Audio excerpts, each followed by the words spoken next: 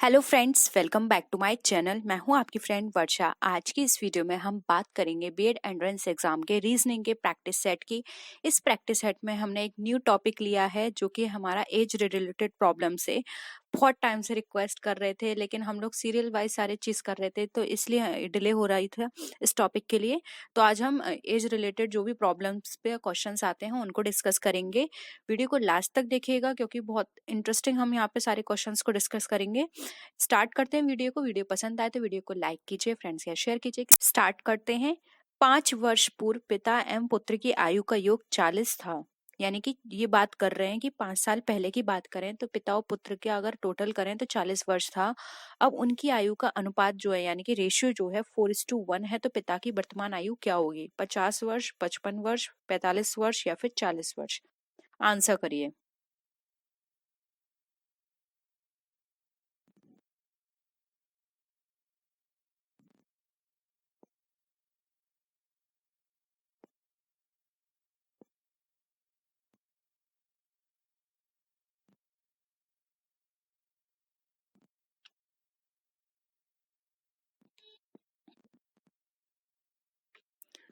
जल्दी जल्दी आंसर करिए, क्या होगा आपके अकॉर्डिंग आंसर इसका? पिता की आयु आपको बतानी है।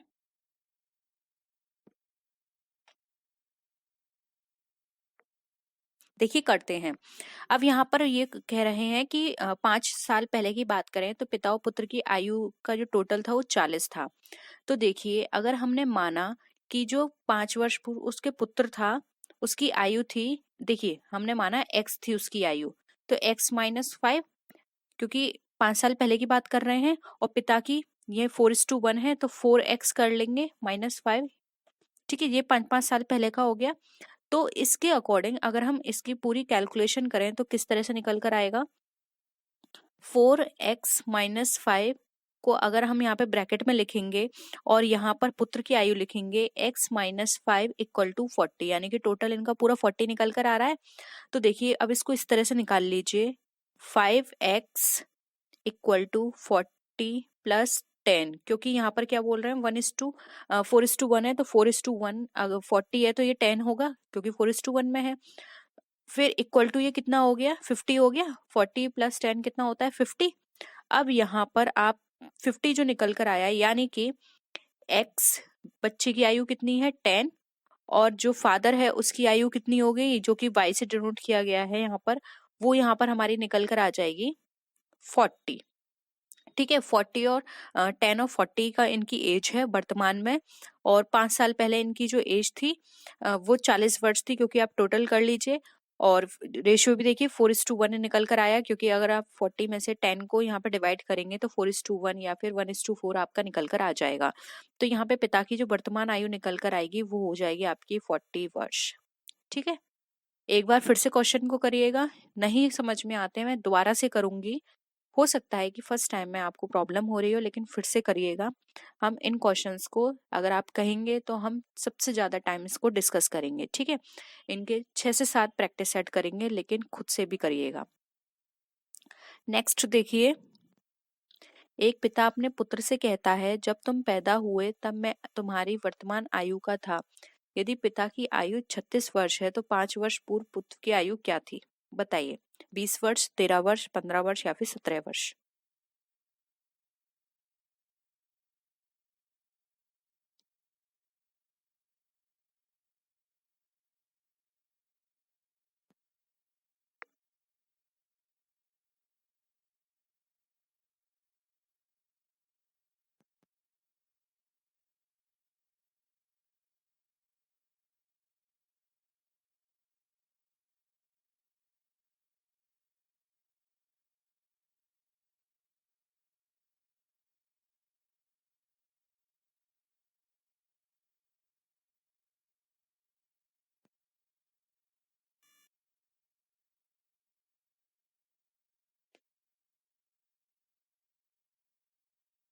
देखिए सॉल्व करें। देखिए, एक पिता अपने पुत्र से कहता है, जब तुम पैदा हुए तब मैं तुम्हारी वर्तमान आयु का था, यानी कि जब वो बच्चा पैदा हुआ होगा तो उसका पिता उस एज का होगा जो अब उसका बेटे की एज है। ठीक है, यदि पिता की आयु अब 36 है तो 5 वर्ष पूर्व पुत्र की आयु क्या थी। ठीक है, तो इससे अंदाजा लगा लीजिए। देखिए, अगर हम यहाँ पे प्रश्न के अकॉर्डिंग बात करें तो अगर हम मानते हैं कि पुत्र की आयु कितनी है, एक्स है उसकी। ठीक है, माना पुत्र की आयु एक्स है और जो पिता की वर्तमान आयु कितनी है, यहाँ पर एक्स वर्ष पहले, यानी कि 5 वर्ष पहले की बात करें, एक्स वर्ष पहले पिता की आयु कितनी होगी, एक्स वर्ष होगी। ठीक है, अब यहाँ पर पिता की वर्तमान आयु की बात करें तो x plus x equal to कितना हो जाएगा, 2x वर्ष। लेकिन प्रश्नानुसार क्या कह रहा है कि यहाँ पर पिता की वर्तमान आयु कितनी है, 36 है। तो यहाँ पर 2x इक्वल टू 36 यहाँ पर अगर हम करें तो वर्तमान में उसकी 36 आयु है, तो पुत्र की आयु अब कितनी हो जाएगी। इसके अकॉर्डिंग अगर हम 5 साल पहले इसके देखें तो अगर इसको हम 2 से डिवाइड करेंगे तो हमारा ये कितना निकल कर आएगा, 18। यानी कि अब पुत्र की वर्तमान आयु 18 वर्ष है और 5 वर्ष पूर्व बात करें तो 18 में से अगर आप 5 माइनस करेंगे तो आपका 13 निकल कर आ जाएगा। यानी कि जब उसका पुत्र पैदा हुआ था तब पिता की आयु 13 वर्ष थी और अब उसकी 36 वर्ष है और 5 साल पहले की बात कर रहे हैं। तो अभी तो उसकी 18 है लेकिन 5 वर्ष पूर्व 13 थी। ठीक है, लेकिन यहाँ पर तो ये पूछा गया है कि पुत्र की आयु क्या थी, तो पुत्र की आयु यहाँ पर हो जाएगी 13 वर्ष। पुत्र की आयु कौन सी थी, 13 वर्ष थी। ठीक है, होप ये भी आपको क्लियर होगा, 13 वर्ष वाला। ठीक है, स्क्रीनशॉट ले लीजिए, फिर से आराम से सॉल्व करिएगा सारे क्वेश्चंस को। देखिए, एक बार में कोई चीज समझ में नहीं आती, खुद से सॉल्व करिएगा। जिस तरह से गौरव स्क्रीनशॉट देते हैं वहां पर टेलीग्राम पर, आप भी, आपको कोई प्रॉब्लम है फिर से घर पे सॉल्व करिए और स्क्रीनशॉट दीजिए। नहीं आएगा हम फिर से डिस्कस करेंगे, डिस्कस करने की मना नहीं है। ठीक है, बट पहले आप खुद से भी सॉल्व करिएगा। बहुत अच्छा लगता है जब आप खुद से सॉल्व करते हैं और स्क्रीनशॉट वहां पर देते हैं तो। अब देखिए, थर्ड क्वेश्चन है। देखिए यहाँ पर, ए बी से आयु में 3 गुना बड़ा है। 4 वर्ष पहले सी की आयु ए की आयु की 2 गुनी थी। 4 वर्ष में ए 31 वर्ष का हो जाएगा और बी और सी की वर्तमान आयु क्या है आपको ये बतानी है। तो देखिए, ये हमारे ऑप्शंस हैं, 10 वर्ष, 50 वर्ष, 9 वर्ष, 46 वर्ष, 9 वर्ष, 50 वर्ष और 10 वर्ष, 46 वर्ष। बताइए, आप सॉल्व करके देखिए कितना आंसर आएगा, फिर हम सॉल्व करते हैं।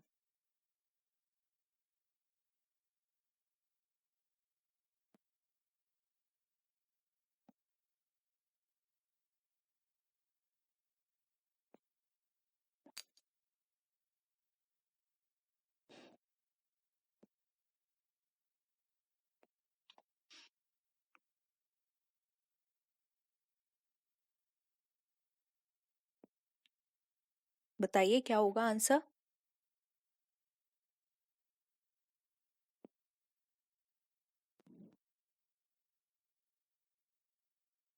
देखिए, हम सॉल्व करते हैं। पहले इसमें हम ए की वर्तमान आयु निकालेंगे। तो देखिए, ए की वर्तमान आयु निकालना बहुत आसान है। इसमें दे रखा है 4 वर्ष में ए 31 वर्ष का हो जाएगा, यानी कि ये बताया कि 4 वर्ष में 31 वर्ष का हो जाएगा। तो 4 साल बाद होगा, तो 4 साल पहले अगर हम 31 में से -4 कर देते हैं तो हमारा कितना निकल कर आ जाएगा। Sorry, 1 minute. 31 में से 4 माइनस करेंगे तो हमारा 27 निकल कर आ जाएगा, यानी कि 27 साल क्या है, ए की वर्तमान आयु है। ठीक है, अब बी की वर्तमान आयु निकालिए, जबकि यहाँ पे देख क्या दे रखा है, ए बी से 3 गुना बड़ा है। तो डिवाइड कर लेंगे 27 में 3, तो यहाँ पर कितना निकल कर आ जाएगा हमारा 9, यानी कि ये किसकी आयु है, बी की आयु है वर्तमान। अब पुनः 4 वर्ष पहले का निकालना है हमें। तो देखिए, ये तो हमने अब का निकाला था। अब यहाँ पर ये बोल रहे हैं कि 4 वर्ष पहले सी की आयु ए की आयु की दुगनी थी। ठीक है, तो पुनः 4 वर्ष पहले ए की आयु कितनी होगी, तो ये जो 27 है वर्तमान में, 27, इसमें से -4 फिर से कर दीजिए तो हमारा कितना निकल कर आ जाएगा, 23। यानी कि 4 वर्ष पहले 23 थी, अब 27 है और 4 साल बाद 31 हो जाएगी। सिंपल है यहाँ तक। अब देखिए, 4 वर्ष पहले सी की आयु कितनी थी, यहाँ पे साफ दे रखा है सी की आयु ए की दुगनी थी, तो ए की 23 है। ठीक है, तो इसकी दुगनी अगर हम करेंगे तो सी की हमारी कितनी आयु निकल कर आ जाएगी, 46 वर्ष। तो सी की आयु कितनी हो गई, 46 वर्ष हो गई। अब वर्तमान में सी की आयु निकाल लीजिए, तो ये 46 जो है वो 4 साल पहले थी। अब इस 46 में आप ऐड कर देंगे +4, तो कितनी आयु हो जाएगी आपकी, 50 साल हो जाएगी। ठीक है, तो यहाँ पर आपका डायरेक्ट आंसर निकल कर आ जाएगा। ठीक है, 9 वर्ष और 50 वर्ष, क्योंकि बी की आयु पूछी है, बी की आयु यहाँ पर कितनी निकल कर आई, 9, और यहाँ पर सी की वर्तमान आयु पूछी है, तो सी की वर्तमान आयु यहाँ पर हमारी कितनी निकल कर आई, आपने यहाँ पे 46 में प्लस किए थे 4, तो 50 हो गए। तो यहाँ पे 9 और 50 ये हमारा राइट आंसर हो जाएगा। ठीक है, स्क्रीनशॉट ले लीजिए, नहीं तो वापस जब ये पूरी वीडियो हो जाएगी तो उसके बाद फिर से इसको रिपीट करके देखिएगा, आपको क्वेश्चन समझ में आ जाएगा। बहुत ही सिंपल है, आराम से समझिएगा, दोबारा से प्रैक्टिस करिएगा, इजली आ जाएगा समझ में। नहीं आएगा तो हम फिर से डिस्कस करेंगे। ओके, अब 4th क्वेश्चन देखिए, ए की आयु बी की आयु की 7/3 गुनी है। 10 वर्ष पहले ए की आयु बी की आयु की 3 गुनी थी, तो बी की आयु कितनी है, 60 वर्ष है, 30 वर्ष है, 70 वर्ष है या फिर 24 वर्ष है, बताइए।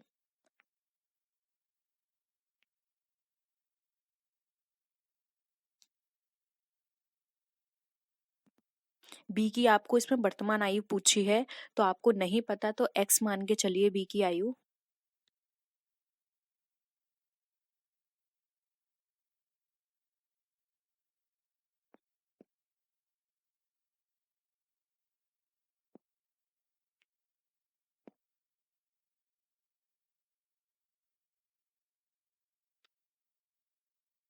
देखिए, हमने माना बी की आयु x है और ए की आयु साफ बोला है बी से इतनी गुनी है। ठीक है, तो देखिए यहाँ पर आप ऐसे निकाल लीजिए, ए की आयु 7x/3 वर्ष है। ठीक है, अब हम यहाँ पर देखिए 10 वर्ष बाद देखेंगे, तो 10 वर्ष बाद हमारी किस तरह से हम इसको निकालेंगे, 10 वर्ष पहले ए की आयु कितनी होगी, 7x/3 - 10, ये हो जाएगी ए की, और 10 वर्ष पहले बी की निकालेंगे तो कितना होगा, x - 10 वर्ष हो जाएगा। अब यहाँ पर आप इस तरह से फॉर्मूला लगा के निकाल सकते हैं easily, x - 10 into 3 equal to 7x/3 - 10, ये पूरा फॉर्मूला निकलेगा। तो यहाँ पर आप इसको डिवाइड करेंगे आपस में, जब इनका कैलकुलेशन करेंगे, 3 3 9 होता है, 3 और 3 क्या हो गया, 9। अब यहाँ पर 9 आ गया, 9 से 10 का यहाँ पर आप डिवाइड करेंगे तो कितना आ जाएगा, 90। तो आपका ये निकल कर आ जाएगा 9x - 90। ठीक है, इक्वल टू, अब ये 7x था तो 7 यहाँ पर आ जाएगा, x माइनस, अब इस 3 को इससे आप मल्टीप्लाई करेंगे तो ये 30 हो जाएगा। तो ये हो गया 9x - 10 इक्वल टू 7x - 30। तो यहाँ पर आप देखिए x और x कितना हो गया, 2x हो गया, और यहाँ पर आप इसको मल्टीप्लाई करेंगे 30 को, तो यहाँ पर कितना निकल कर आ जाएगा, 60। तो देखिए हमारा जो दूसरी कैलकुलेशन होगी वो होगी 2x इक्वल टू 60, और b की आयु हमारी कितनी दे रखी है, तो b की आयु यहाँ पर 2x है, x बाहर ले आइए, 60 ऊपर, यहाँ पे 2 कर दीजिए, इससे इसको डिवाइड कर दीजिए, ये आ जाएगा 30। तो b की आयु हमारी कितनी हो जाएगी, 30 वर्ष। तो ऑप्शन बी राइट है। ठीक है, तो इस तरह से इसका निकलेगा। वैसे ये बहुत ही लेंदी है प्रोसेस, इस तरह के आपके एग्जाम में नहीं आते हैं, और एज से रिलेटेड भी इतने नहीं पूछे जाते हैं, सिंपल पूछे जाते हैं, बट फिर भी आप प्रैक्टिस कर लीजिए, बाई चांस आ भी सकते हैं। वैसे अब तक हमने जितने भी क्वेश्चंस देखे हैं उसमें इस तरह के इतने लेंदी तो नहीं पूछे गए हैं। तो अगर आप इस तरह के क्वेश्चंस, मैं तो ये कहूंगी, सॉल्व कर सकते हैं, तभी आप अपना टाइम दीजिएगा इन तरह के क्वेश्चंस में, नहीं तो आप इन क्वेश्चंस की वजह से अपने और क्वेश्चंस को मत छोड़िए। क्योंकि अगर कोई भी चीज़ आपको थोड़ी डिफिकल्ट भी लगती है और आपको लगता है कि आपकी प्रैक्टिस करने के बाद भी आप कंफ्यूज हो सकते हैं उसमें, तो प्लीज़ उस पर टाइम वेस्ट मत कीजिए। आपके पास वैसे ही बहुत सारे सब्जेक्ट, बहुत सारे टॉपिक्स ऐसे हैं जिन पर आप फोकस कर सकते हैं और मार्क्स सारे ला सकते हैं वहाँ से। तो एक, और ऐसा नहीं है कि हर स्टूडेंट को सभी चीज़ आनी चाहिए, कोई भी हर चीज़ में परफेक्ट नहीं होता है। अगर आपको लगता है कि एज वाले आप कितने भी समझ लें आपको नहीं आएंगे, तो प्लीज़ मैं तो यही कहूँगी कि इस टॉपिक को स्किप कर दीजिए, क्योंकि रीजनिंग में इसके अलावा भी बहुत टॉपिक हैं जहाँ से क्वेश्चंस आते हैं। ठीक है, और आप देख लीजिएगा प्रैक्टिस से, अगर आपको लगता है कि आप कर सकते हैं तो प्लीज जरूर करिएगा, ठीक है। अब 5th क्वेश्चन देखिए, राम की आयु श्याम से दुगनी है। यदि 10 वर्ष पहले राम श्याम से 4 गुना बड़ा था तो राम और श्याम की वर्तमान आयु क्या है?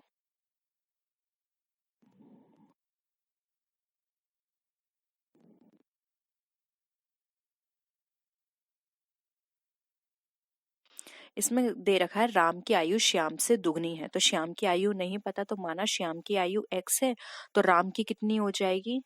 2x हो जाएगी। अब यहाँ पर 10 वर्ष पहले दे रखा है, तो देखिए श्याम की जो आयु है वो x है, तो 10 वर्ष पहले क्या हो जाएगी? x-10, और राम की कितनी हो जाएगी? 2x-10। ये 10 वर्ष पहले की हम बात कर रहे हैं, तो यहाँ पर क्या फॉर्मूला बनेगा आपका? x-10 इंटू 4 इक्वल टू, यहाँ पर इक्वल टू फिर मैं नीचे लिख देती हूँ 2x-10। अब देखिए 4 से आप इसको मल्टीप्लाई करेंगे तो ये 4 आ जाएगा, फिर 4 से 10 को मल्टीप्लाई करेंगे तो यहाँ पर कितना आ जाएगा? 40 आ जाएगा। ये आ गया 40, और ये हम इक्वल में 2x-10 हो गया। अब देखिए 2x-10 है, अब आप इसको इससे डिवाइड करेंगे तो आपका आंसर कितना निकल कर आएगा? 2x माइनस वो सॉरी इक्वल टू 30। ये आपका निकल कर आ जाएगा 2x इक्वल टू 30।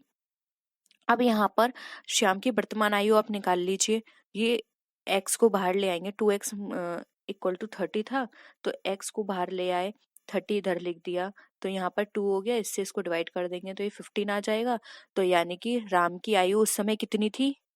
वो सॉरी श्याम की आयु उस समय थी 15 वर्ष, और राम की वर्तमान आयु जो है वो है हमारी 30। ठीक है, ये है हमारी श्याम की और ये है हमारी राम की। तो ये राम और श्याम की पूछी है, तो 15-30 होगा यहाँ पे आंसर। ठीक है, ऑप्शन में है 15-30, यस ये रहा 15-30, ऑप्शन सी यहाँ पे हमारा राइट आंसर है। ठीक है, थोड़ा डिफिकल्ट है मैं मानती हूँ, बट अगर आप इस तरह के क्वेश्चंस और आप मैथ्स थोड़ा और अच्छे से कर सकते हैं तभी इस तरह के क्वेश्चंस करिएगा।